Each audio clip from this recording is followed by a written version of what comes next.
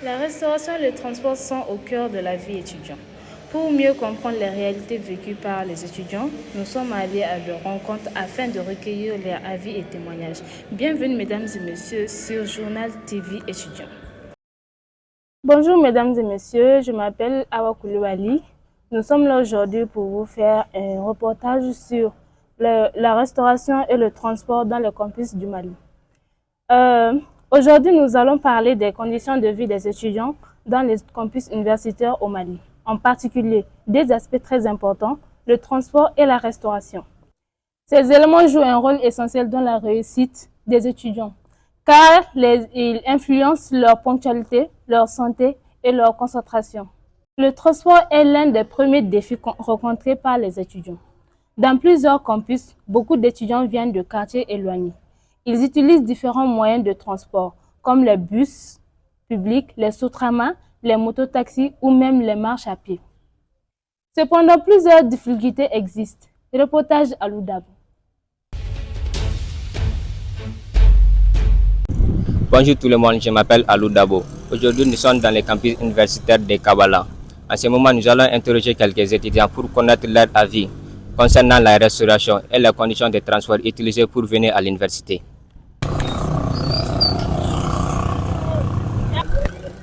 Bonjour, c'est madame ou mademoiselle? C'est mademoiselle. Bonjour mademoiselle, comment vous vous appelez? Je m'appelle Dina Sahara. D'accord, je vais vous poser quelques questions concernant la restauration. Comme vous venez juste d'acheter du pain, non? Oui. D'accord. Oui. Et comment vous trouvez les qualités des repas ici? Je dirais c'est pas mal. Oui. D'accord. Ok. Les prix sont-ils accessibles aux étudiants? Bon, parfois c'est accessible, mais parfois non. Parce que la dernière fois, si je ne me trompe pas, il y avait des difficultés au niveau des poissons, donc les prix ont augmenté. Et les élèves avaient des difficultés à acheter. Et puis, les difficultés par rapport aux viandes aussi. La difficulté était très élevée, quoi. Il y avait un peu de difficultés, quoi. D'abord, quelle solution proposez-vous pour améliorer la situation? Bon, la solution, c'est que je dirais de sensibiliser les vendeuses à ne pas être trop vicieuses, à baisser les prix, quoi. D'abord, merci beaucoup, mademoiselle.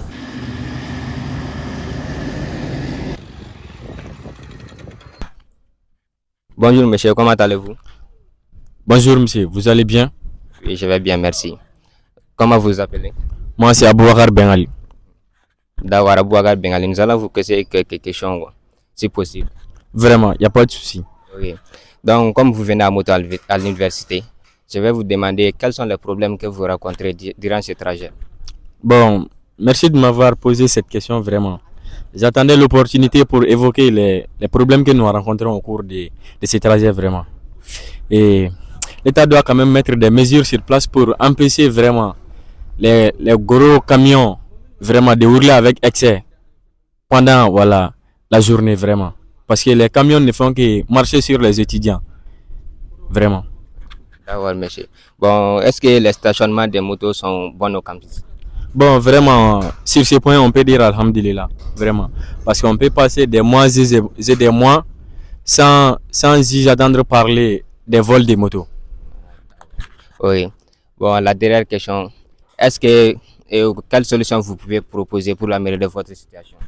Bon, en tout cas, moi personnellement, ma solution est que le CNU qui est là-bas au bord de la route améliore voilà, vraiment ses affaires de bus pour que voilà, vraiment nous puissions tous prendre les bus et nous allons laisser ces motos. Comme ça, nous serons en sécurité.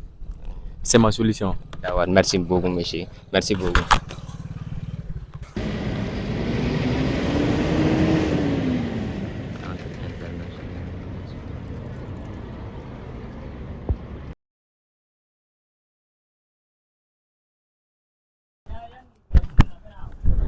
Bonjour, monsieur.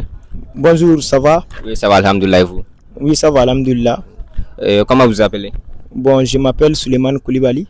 D'accord, Suleiman Koulibaly. J'aimerais vous poser quelques questions si possible. Ok, il n'y a pas de problème, vous pouvez les poser. Ok.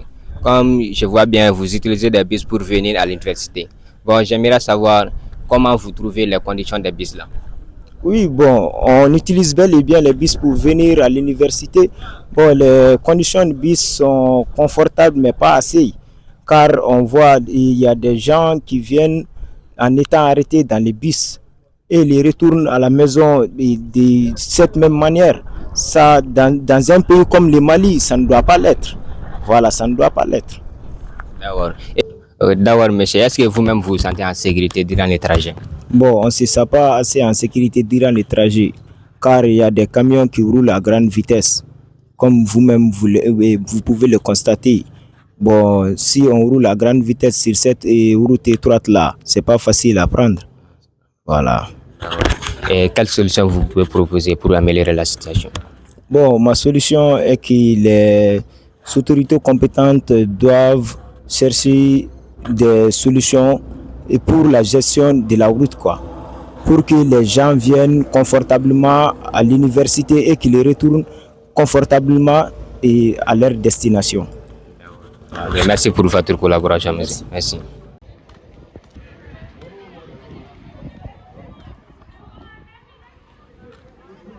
À partir des reportages que nous avons effectués, pour améliorer la situation, plusieurs solutions peuvent être envisagées.